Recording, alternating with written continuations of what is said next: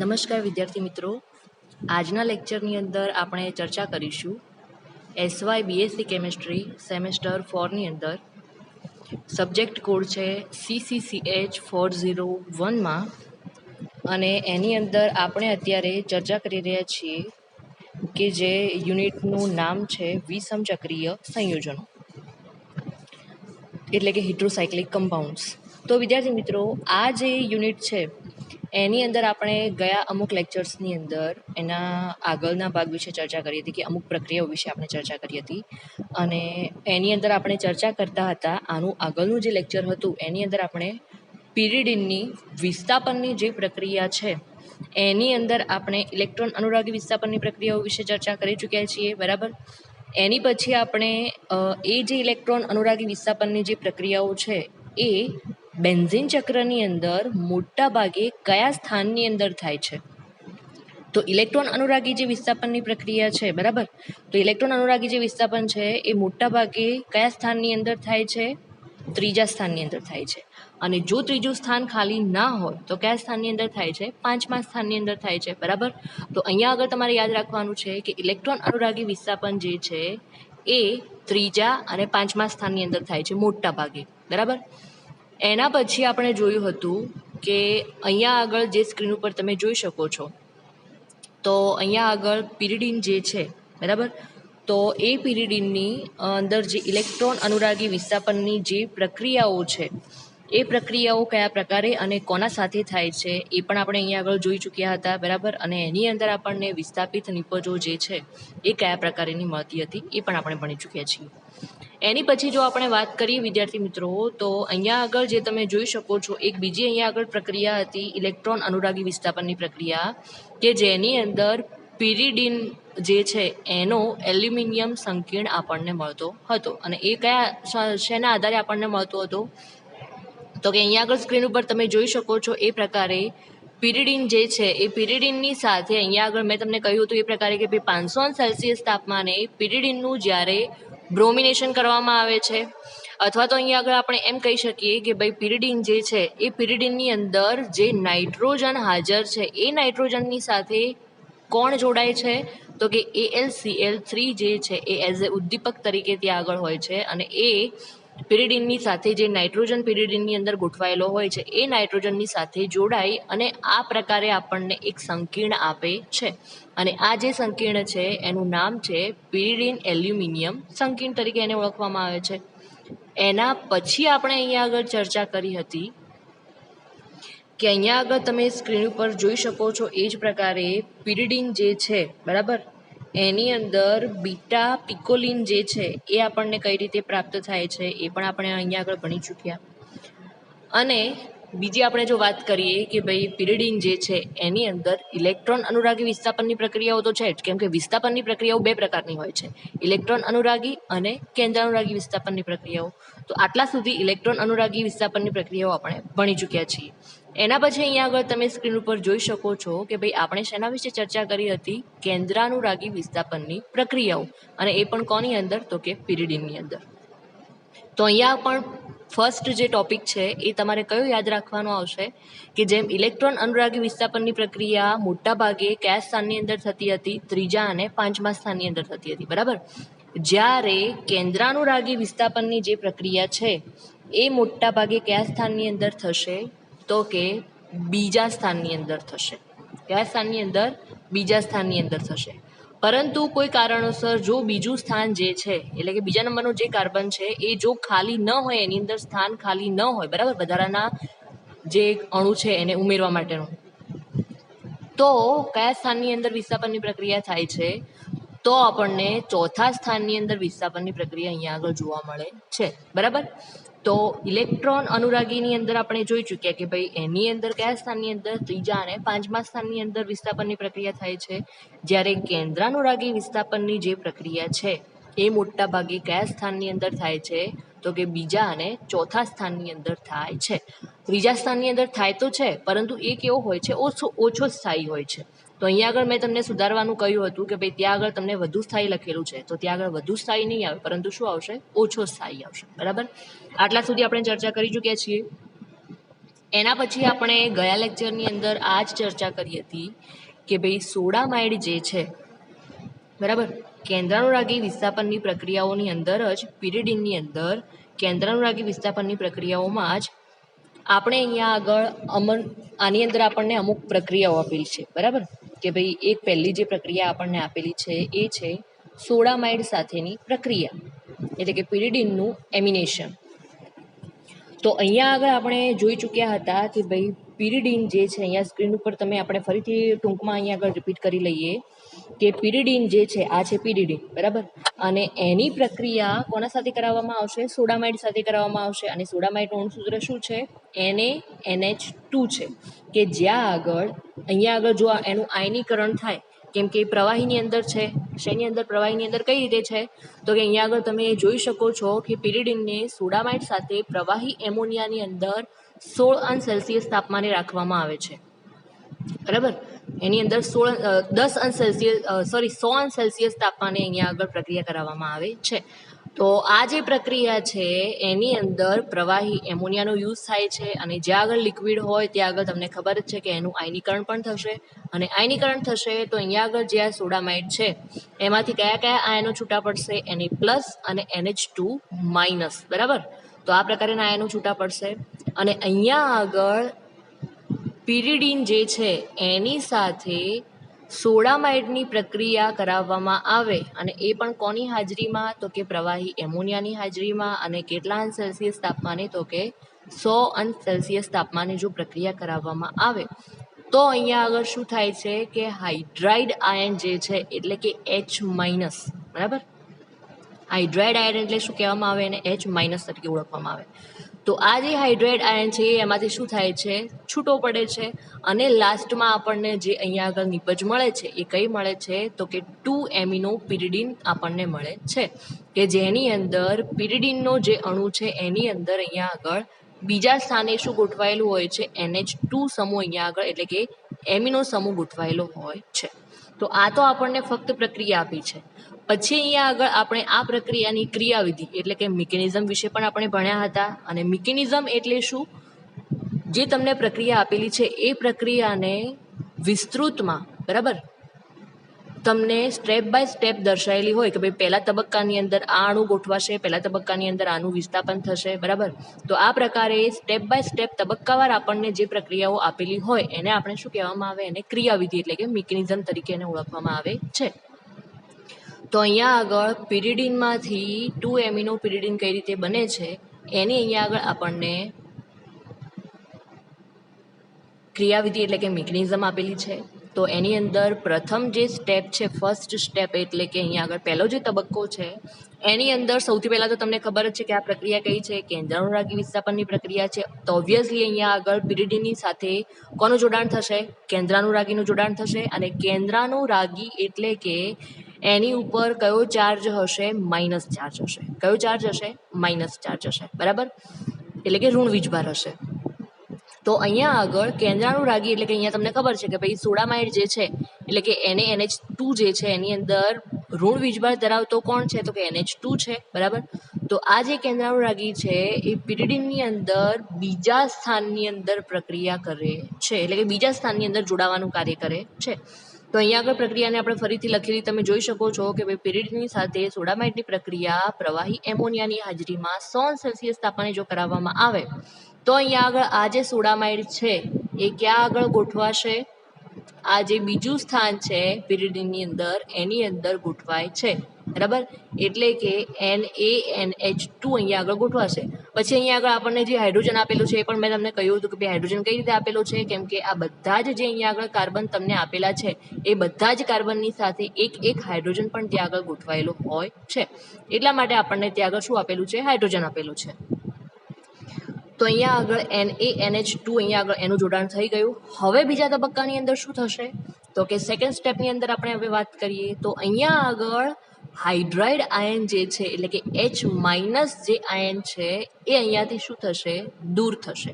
શેમાંથી દૂર થશે? તો અહીંયા આગળ આપણને પ્રથમ તબક્કાની અંદર જે નિપજ મળે છે એમાંથી દૂર થશે. તો કઈ રીતે હવે છૂટો પડશે એ? તો અહીંયા આગળ તમે જોઈ શકો છો કે આ જે હાઇડ્રોજન છે એ શાના સ્વરૂપમાં અહીંયાથી દૂર થશે? H માઇનસના એટલે કે હાઇડ્રાઇડ આયનના સ્વરૂપમાં દૂર થશે. અને બીજી વસ્તુ છે અહીંયા આગળ કે એ હાઇડ્રાઇડ આયન આપણને કઈ રીતે અલગ પડતો દેખાશે, તો અહીંયા આગળ NaH સ્વરૂપે ત્યાંથી છૂટો પડે છે, એટલે કે Na પ્લસ પણ ત્યાંથી છૂટો પડે છે અને હાઇડ્રોજન જે છે એ હાઇડ્રાઇડ આયનના સ્વરૂપમાં ત્યાંથી છૂટો પડે છે, એટલે એને આપણે મિક્સ કરીને જો કહીએ તો NaHના સ્વરૂપમાં ત્યાંથી મુક્ત થાય છે. અને આપણને જે નિપજ મળે છે એ કયા પ્રકારની, આ પ્રકારની મળે છે કે જેની અંદર બીજા સ્થાનની અંદર તમે જોઈ શકો છો અહીંયા આગળ કે શું જોડાયેલું છે, NH2 સમૂહ ત્યાં આગળ જોડાયેલો છે. બરાબર. હવે આપણે અહીંયા આગળ પછી બીજી વસ્તુ છે વિદ્યાર્થી મિત્રો કે અહીંયા આગળ તમે જોઈ શકો છો કે ડબલ બોન્ડ આપણને આપેલો નથી. તો એ ડબલ બોન્ડ કેમ નથી આપેલો તમને ખબર છે હવે કે અહીંયા આગળ કાર્બન અને નાઇટ્રોજન કોનો, NH2 માનું જે નાઇટ્રોજન છે, આ બંને વચ્ચે જે બંધ બને છે એ બંધ બનાવવામાં આ જે ડબલ બોન્ડ છે એ ડબલ બોન્ડના ઇલેક્ટ્રોન શું થઈ જાય છે, વપરાઈ જાય છે. બરાબર. તો એટલા માટે ત્યાં આગળ ડબલ બોન્ડ આપણે દર્શાવતા નથી. તો અહીંયા આગળ 2 એમિનો પિરિડિન તો આપણને મળે જ છે, પરંતુ એની સાથે સાથે આપણને અહીંયા આગળ શું મળે છે, NaH પણ ત્યાંથી છૂટો પડે છે. હવે આ જે NaH છે એને ફરીથી ત્રીજા તબક્કાની અંદર તમે જોઈ શકો છો કે પ્રવાહી એમોનિયા સાથે ફરીથી અહીંયા આગળ પ્રક્રિયા કરાવવામાં આવે છે.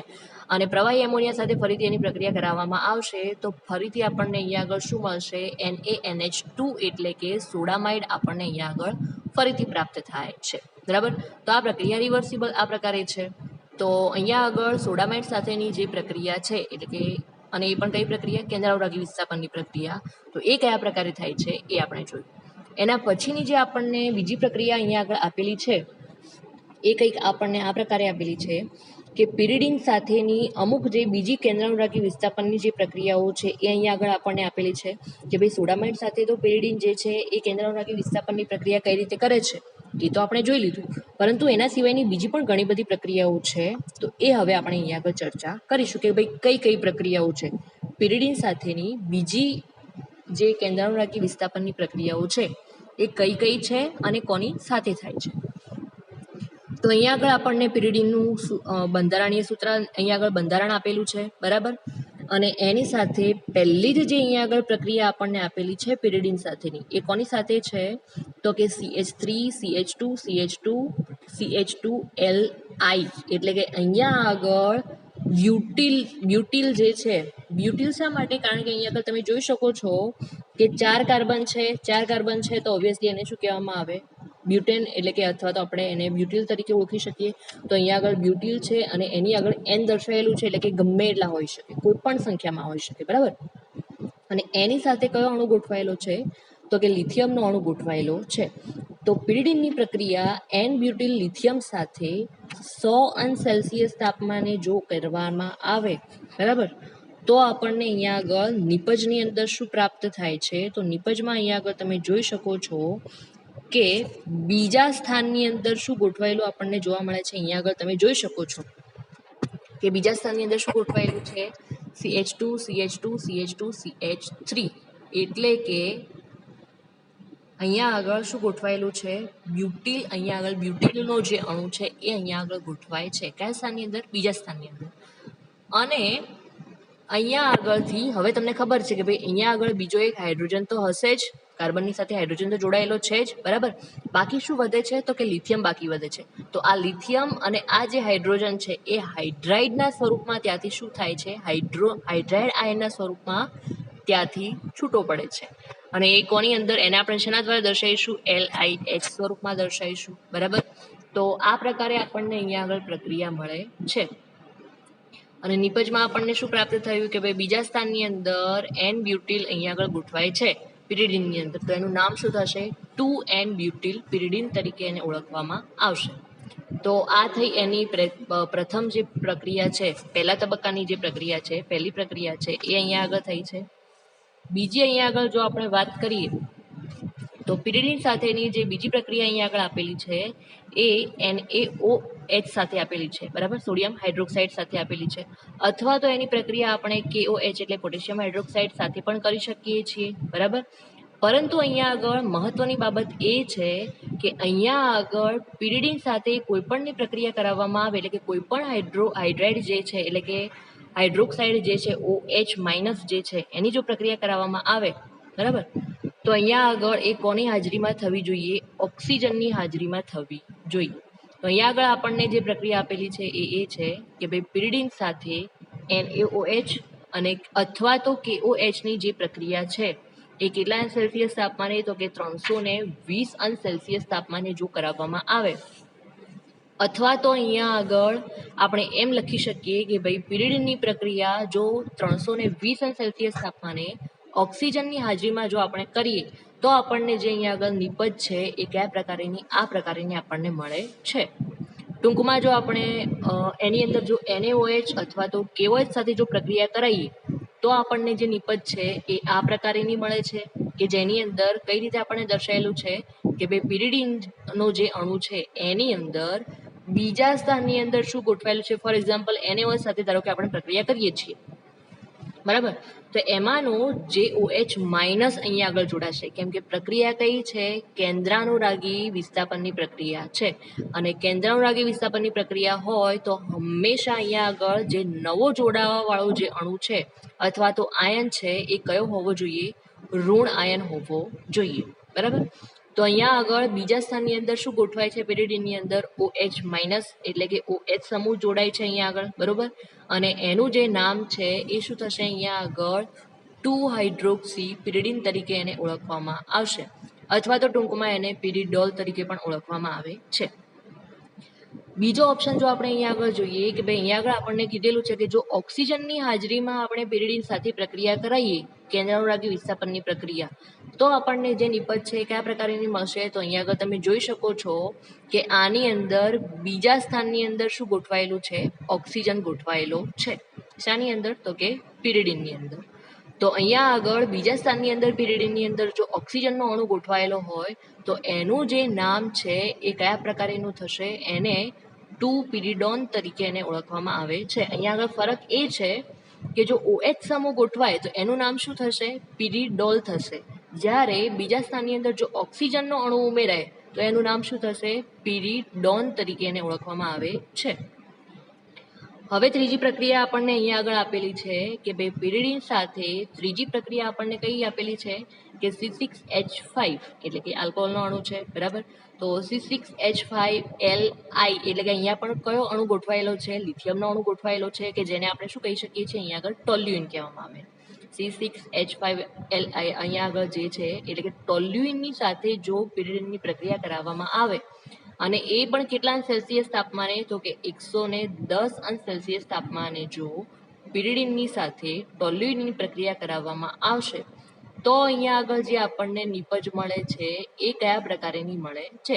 તો ઓબ્વિયસલી હવે તમને ખબર જ છે કે ભાઈ બીજા સ્થાનની અંદર પિરિડિનની અંદર બીજા સ્થાનની અંદર શું ગોઠવાશે? તો કે C6H5 ગોઠવાશે.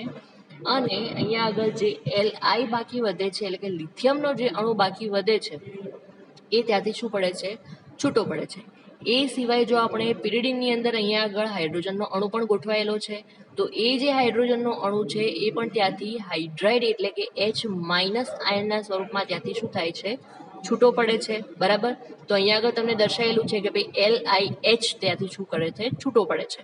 તો અહીંયા આગળ LiH ત્યાંથી છૂટો પડશે અને C6H5 પિરિડિનના બીજા સ્થાનની અંદર જો ગોઠવાય તો એનું જે નામકરણ છે એ કયા પ્રકારે થશે? 2 ફિનાઇલ પિરિડિન તરીકે એને ઓળખવામાં આવે છે, બરાબર. C6H5 એટલે શું કહેવામાં આવે? એને ફિનાઇલ તરીકે ઓળખવામાં આવે. અને એ કયા સ્થાનની અંદર ગોઠવાયેલો છે? બીજા સ્થાનની અંદર ગોઠવાયેલો છે. તો માટે અહીંયા આગળ એનું નામ શું થશે? 2 ફિનાઇલ પિરિડિન તરીકે એને ઓળખવામાં આવશે. તો વિદ્યાર્થી મિત્રો, આ આપણે જોઈ પિરિડિન સાથેની કેન્દ્રાનુરાગી વિસ્થાપનની જે અમુક પ્રક્રિયાઓ છે કે ભાઈ પિરિડિન સાથે આની પ્રક્રિયાઓ જો કેન્દ્રાનુરાગી વિસ્થાપનની પ્રક્રિયા દ્વારા કરવામાં આવે તો એની અંદર આપણને નિપજ કયા પ્રકારે મળશે. અને બીજી વસ્તુ છે અહીંયા આગળ કે ભાઈ કેન્દ્રાનુરાગી વિસ્થાપનની જે પ્રક્રિયા છે એની અંદર હંમેશા જોડાવાવાળું જે કેન્દ્રાનુરાગી છે એ કયા સ્થાનની અંદર ગોઠવાશે? બીજા સ્થાનની અંદર. પરંતુ જો બીજું સ્થાન કોઈ કારણોસર ખાલી ન હોય તો કયા સ્થાનની અંદર ગોઠવાશે? ચોથા સ્થાનની અંદર ગોઠવાશે, બરાબર. એના પછી આપણે એક બીજી પ્રક્રિયાની અહીંયા આગળ વાત કરીએ તો એ આપણને આપેલી છે રિડક્શનની પ્રક્રિયા, બરાબર. તો અહીંયા આગળ આપણને જણાવેલું છે કે ઉદ્દીપકીય હાઇડ્રોજનેશનથી અહીંયા આગળ તમે જોઈ શકો છો કે ઉદ્દીપકીય હાઇડ્રોજનેશનથી શું બનાવવામાં આવે છે? પીપરિડીન બનાવવામાં આવે છે. પીપરિડીન પેલું શું છે? પિરિડીન છે. જ્યારે ઉદ્દીપકીય હાઇડ્રોજનેશનની પ્રક્રિયા કરાવવામાં આવે તો એની અંદર આપણને જે નિપજ મળે છે એને શું કહેવામાં આવે છે? પીપરિડીન તરીકે એને ઓળખવામાં આવે છે. બીજી વસ્તુ છે અહીંયા આગળ કે દ્વિતીયક એલિફેટિક એમાઇન જે છે, બરાબર, કયો એમાઇન? Aliphatic amine. તો અહીંયા આગળ દ્વિતીયક એલિફેટિક એમાઇન જે છે એના પ્રકારની બેઝિકતા તેમાં જોવા મળે છે. તો અહીંયા આગળ આપણને જે પ્રક્રિયા આપેલી છે એ પ્રક્રિયા હવે આપણે જોઈશું અહીંયા આગળ કે ભાઈ પિરિડીનનો અણુ આપણને અહીંયા આગળ આપેલો છે, બરાબર. અને આ પિરિડીનની પ્રક્રિયા જે છે એ શાના સાથે કરવામાં આવે છે? તો કે H2 બે હાઇડ્રોજનના અણુ સાથે કરવામાં આવે છે, બરાબર. એટલે કે અહીંયા આગળ હાઇડ્રોજનનો ઉમેરો થશે. હાઇડ્રોજનનો ઉમેરો થાય તો એને શું કહેવામાં આવે? હાઇડ્રોજનેશનની પ્રક્રિયા તરીકે એને ઓળખવામાં આવે છે. બીજી વસ્તુ છે અહીંયા આગળ કે ભાઈ H2 નું જોડાણ થશે, એટલે કે હાઇડ્રોજનનું જોડાણ થશે, પ્લસ અહીંયા આગળ પ્લેટિનમ પણ આપણને આપેલો છે, બરાબર. અને એ પણ કેટલા સેલ્સિયસ તાપમાને પ્રક્રિયા થાય છે? તો કે 200 સેલ્સિયસ તાપમાને અહીંયા આગળ પ્રક્રિયા થાય છે. તો જો પિરિડીનની પ્રક્રિયા H2 ઉદ્દીપક સાથે કરાવવામાં આવે, બરાબર, એટલે કે હાઇડ્રોજનેશનની જો પ્રક્રિયા કરાવવામાં આવે તો આપણને અહીંયા આગળ જે અણુ મળે છે એ શું બને છે? પીપરિડીન આપણને અહીંયા આગળ મળે છે. કે જેની અંદર આપણે Kb નું મૂલ્ય જે છે એ જો આપણે જોવા જઈએ અહીંયા આગળ તો સામાન્ય જે પિરિડીન છે એના Kb નું મૂલ્ય છે 2.3 × 10⁻⁹, બરાબર, એની કિંમત છે. પરંતુ આપણે જો પીપરિડીનની જો આપણે Kb ની વાત કરીએ તો એની કિંમત કેટલી થાય છે? 2 × 10⁻³ થાય છે, બરાબર. એની પછીની આપણને જે અહીંયા આગળ પ્રક્રિયા આપેલી છે કે પ્રથમ તબક્કો આપણે જે અહીંયા આગળ જોયો કે ભાઈ પિરિડીનમાંથી આપણને હાઇડ્રોજનેશનની જો આપણે પ્રક્રિયા કરીએ તો આપણને શું પ્રાપ્ત થાય છે? પીપરિડીન પ્રાપ્ત થાય છે. અને આ પીપરિડીન જે છે એ પીપરિડીનમાંનો જે નાઇટ્રોજન પરમાણુ છે એ કયું સંકરણ અહીંયા આગળ અનુભવે છે? તો કે sp3 સંકરણ ત્યાં આગળ જોવા મળે છે. અને આના જ કારણે એ પિરિડીન કરતાં શું બને છે? વધુ પ્રબળ બેઝ તરીકે વર્તે છે, બરાબર. તો અહીંયા આગળ એક રીઝન આવે છે, એક કારણ અહીંયા આગળ તમારે યાદ રાખવાનું છે કે ભાઈ પિરિડીન કરતાં પીપરિડીન જે છે એ કેમ વધુ પ્રબળ બેઝ છે? તો એનું કારણ શું છે કે એની અંદર એટલે કે પીપરિડીનમાંનો જે નાઇટ્રોજન પરમાણુ છે એ કયું સંકરણ ધરાવે છે? sp3 સંકરણ ધરાવે છે. અને એટલા જ માટે એની જે પ્રબળતા છે એટલે કે બેઝિકતા જે છે એ કેવી હોય છે? પિરિડીન કરતાં વધુ પ્રબળ હોય છે. બીજી વસ્તુ આપણે અહીંયા આગળ વાત કરીએ કે પીપરિડીન જે છે એનું જે ચક્રની જો આપણે અહીંયા આગળ વાત કરીએ કે ભાઈ પીપરિડીનની અંદર આપણને અહીંયા આગળ જે ચક્ર જોવા મળે છે જેમ કે એલિફેટિક છે, બરાબર. તો અહીંયા આગળ જે આપણને વચ્ચેના ભાગે જે ચક્ર જોવા મળે છે એ ચક્રની અંદર H2O2 એટલે કે હાઇડ્રોજન પેરોક્સાઇડ જે છે એટલે કે H2O2 ઓક્સિડેશન વડે અથવા તો હોફમેન એક્ઝોસ્ટિવ જે છે એ મિથિલેશન દ્વારા શું થાય છે? સહેલાઈથી એને ખોલી શકાય છે. શાને ખોલી શકાય છે? તો આ જે પીપરિડીન જે છે એની અંદરનો જે વલય છે, કેમ કે અહીંયા આગળ આપણે શાના પ્રકારની પ્રક્રિયા જોઈ રહ્યા છીએ? એલિફેટિક છે, બરાબર. તો એના અંદરનું જે આ ચક્ર છે એને શાના દ્વારા ખોલી શકાય છે? તો કે H2O2 ના ઓક્સિડેશન દ્વારા અથવા તો હોફમેન ઓક્ઝિસ્ટિવ મિથિલેશન જે છે એના દ્વારા એને ખોલી શકાય છે, બરાબર. ફોર એક્ઝામ્પલ અહીંયા આગળ આપણને એનું ઉદાહરણ પણ આપેલું છે કે ભાઈ પ્રક્રિયા દ્વારા જો આપણે એને સમજવું હોય તો આપણે કઈ રીતે સમજી શકીએ છીએ. તો અહીંયા આગળ આપણને તમે સૌથી પહેલા સ્ક્રીન ઉપર જોઈ શકો છો કે પીપરિડીન જે છે એનું આપણને બંધારણ અહીંયા આગળ આપેલું છે. તો એ જે પીપરિડીન છે એની પ્રક્રિયા કોની સાથે કરાવવામાં આવશે? CH3I સાથે કરાવવામાં આવશે, બરાબર. તો અહીંયા આગળ મિથિલેશનની પ્રક્રિયા થશે, હોફમેન એક્ઝોસ્ટિવ મિથિલેશનની પ્રક્રિયા થશે અહીંયા આગળ, બરાબર. તો CH3I સાથે એની પ્રક્રિયા કરાવવામાં આવશે અને એ પણ CH3 ના કેટલા અણુ છે? અહીંયા આગળ 2 અણુ છે. આયોડિનના પણ કેટલા અણુ છે? અહીંયા આગળ 2 અણુ છે. તો અહીંયા આગળ આ જે CH3 જે છે એટલે કે મિથેનના જે અણુઓ છે અહીંયા આગળ 2 જે અણુઓ છે એ ક્યાં આગળ જોડાશે? નાઇટ્રોજનની સાથે જોડાય છે. ક્યાં આગળ જોડાય છે? નાઇટ્રોજનની સાથે જોડાય છે. પછી અહીંયા આગળ જે આ જે આયોડિન જે છે એ આઈ માઇનસના સ્વરૂપમાં ત્યાં આગળ બાકી વધે છે, બરાબર. કોના સ્વરૂપમાં બાકી વધશે? આઈ માઇનસના સ્વરૂપમાં ત્યાં આગળ આપણને મળે છે. તો આની જે આપણને બીજા તબક્કાની અંદર જે અહીંયા આગળ આપણને બંધારણ મળે છે, જો એની પ્રક્રિયા AgOH સાથે જો કરાવવામાં આવે, આ પ્રક્રિયાઓ બધી તમારે યાદ જ રાખવાની છે, બરાબર. તો AgOH સાથે જો પ્રક્રિયા કરાવવામાં આવે તો આપણને જે બંધારણ છે કયા પ્રકારનું મળશે કે ભાઈ અહીંયા આગળ CH3 નાઇટ્રોજનની સાથે તો બંને જોડાયેલા જ છે, પરંતુ OH માઇનસ જે છે એ ત્યાં આગળ શું થાય છે, એમાંથી છૂટો પડતો આપણને જોવા મળે છે કે ભાઈ OH માઇનસ પણ એની અંદર છે. તો હવે અહીંયા આગળ તાપમાન વધારવામાં આવશે. અહીંયા આગળ ત્રિકોણ તમને દર્શાવેલું છે. ત્રિકોણનો મતલબ શું છે કે ભાઈ એની અંદર વધુ પડતું તાપમાન આપવામાં આવે છે, બરાબર. એટલે કે એને ગરમ કરવામાં આવે છે, અને એ પણ કોની હાજરીમાં? તો કે પાણીની અંદર એને ગરમ કરવામાં આવે છે. અને લાસ્ટમાં અહીંયા આગળ આ જે પ્રક્રિયાની અંદર આપણને જે અહીંયા આગળ નિપજ મળે છે, એ નિપજ છે એ આપણને કયા પ્રકારની મળે છે? આ પ્રકારની આપણને મળે છે કે જેનું સૂત્ર શું છે? CH3 twice N CH2 CH2 CH2 CH double bond CH2 છે, બરાબર. હવે આની જે પ્રક્રિયા છે એ ફરીથી કોની સાથે કરવામાં આવશે? તો અહીંયા આગળ સ્ક્રીન ઉપર તમે જોઈ શકો છો કે પ્રથમ તબક્કાની અંદર આપણને જે નિપજ મળતી હતી, કઈ નિપજ મળતી હતી? તો આ નિપજ મળે છે, બરાબર.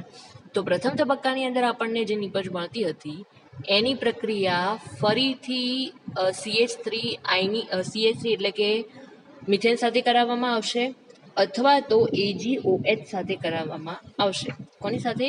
મિથેન સાથે અથવા તો AgOH સાથે જો કરાવવામાં આવશે તો અહીંયા આગળ આપણને જે અહીંયા આગળ નિપજ છે એ આ પ્રકારની મળશે, બરાબર. કે ત્યાં આગળ હવે આ જે CH3 જે છે, બરાબર, એ CH3 ના અહીંયા આગળ કેટલા અણુઓ આપણને પ્રાપ્ત થશે? તો કે OH માઇનસ તો છે જ, કેમ કે જો AgOH સાથે પ્રક્રિયા કરવામાં આવશે તો એમાંથી OH માઇનસ આયન છૂટો પડશે, બરાબર. અને જો CH3 સાથે પ્રક્રિયા કરવામાં આવશે તો અહીંયા આગળ CH3 નું શું થશે? જોડાણ થશે.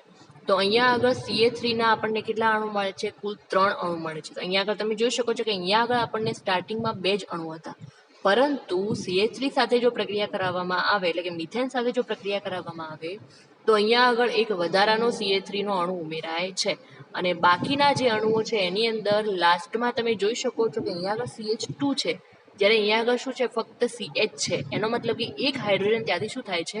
છૂટો પડે છે, બરાબર. હવે ફરીથી આની જે પ્રક્રિયા છે એ કોની સાથે કરાવવામાં આવશે? પાણીની સાથે કરાવવામાં આવશે.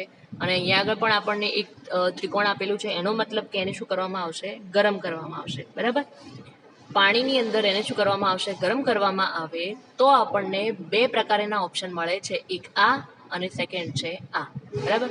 તો પહેલો જે ઓપ્શન આપણને આપેલો છે એ નિપજ કઈ મળે છે? તો કે CH2 double bond CH CH2 CH double bond CH2 plus અહીંયા આગળ આપણને CH3 ના 3 અણુઓ મળે છે, અને એની સાથે શું જોડાયેલું છે? નાઇટ્રોજન અહીંયા આગળ જોડાયેલું છે. એટલે કે અહીંયા આગળ તમે જોઈ શકો છો કે હવે વિસ્થાપનની પ્રક્રિયા થઈ ગઈ છે, બરાબર. કે અહીંયા આગળ કોનું વિસ્થાપન થાય છે? તો કે CH3 ના 3 અણુઓ અને એની સાથે નાઇટ્રોજન છે, બરાબર. અને બીજો જે ઓપ્શન છે એ આપણને કે ભાઈ આના પછી જો પ્રક્રિયા કરવામાં આવે તો આપણને આ પ્રકારની નિપજ મળે છે કે જેની અંદર CH3 CH double bond CH double bond CH CH2 આ પ્રકારનું આપણને અહીંયા આગળ નિપજ મળે છે, બરાબર. તો અહીંયા આગળ જે આપણને લાસ્ટમાં જે પ્રથમ તબક્કાની અંદર નિપજ કઈ મળે છે? આ મળે છે. હવે અહીંયા આગળ બીજા તબક્કાની અંદર જે આપણને નિપજ મળે છે એ નિપજમાંથી CH3 ટ્રાઇસ નાઇટ્રોજન જે છે એ ત્યાંથી શું થાય છે? મુક્ત થાય છે. એટલે શું થાય છે? છૂટો પડે છે. અને એ મુક્ત થઈ અને પેન્ટા 1,4 ડાઇન મળે છે. શું મળે છે? પેન્ટા 1,4 ડાઇન. કઈ રીતે 1,4 ડાઇન મળે છે? તો અહીંયા આગળ તમે જોઈ શકો છો કે આ જે આપણને નિપજ મળે છે એની અંદર કુલ કાર્બનની સંખ્યા કેટલી છે? તો કે 5 છે, બરાબર. અને ત્યાં આગળ ડાઇન એને શા માટે કહેવામાં આવે? કેમ કે કોઈ પણ અણુની અંદર આપણને જો 2 દ્વિબંધ આપેલા હોય તો એને એક પ્રકારના ડાઇન તરીકે ઓળખવામાં આવે છે. એને શું કહેવામાં આવશે? ડાઇન કહેવામાં આવશે. તો અહીંયા આગળ આપણને 2 દ્વિબંધ આપેલા છે તો માટે એને શું કહેવામાં આવશે? ડાઇન તરીકે ઓળખવામાં આવશે. પ્લસ એ ડાઇનનું જે સ્થાન છે એ કયા કયા સ્થાનમાં આપણને આપેલું છે? 1,4 સ્થાનની અંદર આપણને આપેલું છે. તો આટલા માટે જે અહીંયા આગળ નિપજનું જે નામ છે એ શું થશે, પેન્ટા 1,4 ડાયન આપણને અહીંયા આગળ મળે છે. અને એનું જો સમઘટકીકરણ કરવામાં આવે, સમઘટકીકરણ એટલે શું કે એને સરખા ભાગની અંદર જો એની વહેંચણી કરવામાં આવે તો આપણને અહીંયા આગળ શું મળે છે, પેન્ટા 1,3 ડાયન આપણને અહીંયા આગળ મળે છે. હવે એ કઈ રીતે મળશે, તો કે પિરિડિનની પ્રક્રિયા H2O2 એટલે કે હાઇડ્રોજન પેરોક્સાઇડની હાજરીમાં કરવામાં આવે તો આપણને અહીંયા આગળ આ પ્રકારની નિપજ મળે છે, NH2 CH2 CH2 CH2 CH2 CHO આપણને મળે છે. અને એનું નામ શું થશે, પેન્ટા 1,3 ડાયન તરીકે. અહીંયા આગળ તમે જોઈ શકો છો કે આની અંદર ક્યાંય પણ આપણને દ્વિબંધ જોવા મળતો નથી. તો આનું નામ પેન્ટા 1,3 ડાયન નથી, પરંતુ પેન્ટા 1,3 ડાયન કોનું નામ છે કે અહીંયા આગળ નિપજની અંદર આપણને જે પેન્ટા 1,4 ડાયન આપણને જે મળે છે, જો એનું સમઘટકીકરણ કરવામાં આવે તો આપણને પેન્ટા 1,3 ડાયન અહીંયા આગળ પ્રાપ્ત થશે. બરાબર. તો આ જે પ્રક્રિયા છે એ પ્રક્રિયાની અંદર આપણે કોની પ્રક્રિયા જોઈ કે ભાઈ રિડક્શનની પ્રક્રિયા જોઈ. બરાબર, કે રિડક્શનની જે પ્રક્રિયા છે એ પિરિડિનની અંદર કેન્દ્રાનુરાગી વિસ્થાપનની પ્રક્રિયાઓની અંદર રિડક્શનની જે પ્રક્રિયા છે એ કયા પ્રકારે થાય છે. તો વિદ્યાર્થી મિત્રો, આજના લેક્ચરની અંદર આપણે આટલું જ રાખીએ છીએ. હવે પછી આપણને અહીંયા આ ચેપ્ટરની અંદર એક ટોપિક બાકી છે, પરંતુ એની ચર્ચા હવે આપણે કરીશું નેક્સ્ટ લેક્ચરની અંદર. Okay, thank you.